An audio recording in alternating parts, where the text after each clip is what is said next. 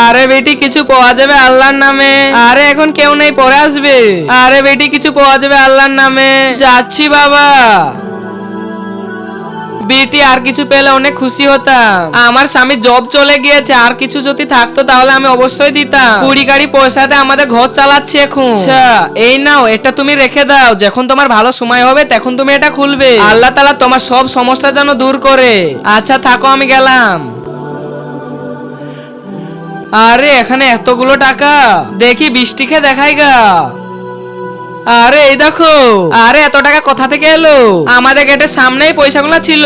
আমার মনে হচ্ছে কেউ জানতো আমাদের খারাপ অবস্থা, তার জন্য টাকাগুলো রেখে দিয়ে গিয়েছে। এই টাকাগুলো দিয়ে কোনো একটা ব্যবসা করব। আচ্ছা ঠিক আছে।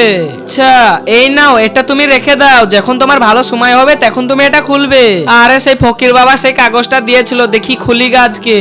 তার আগে দেখবো কে কে শয়তানকে হারিয়ে আল্লাহকে ভালোবাসে। যারা যারা আল্লাহকে ভালোবাসো তারা ভিডিওটা লাইক করে চ্যানেলটি সাবস্ক্রাইব করে দাও। আর যারা শয়তানকে ভালোবাসো তারা লাইক সাবস্ক্রাইব করার দরকার নেই, আর কমেন্টে লিখে যাও আল্লাহু আকবার।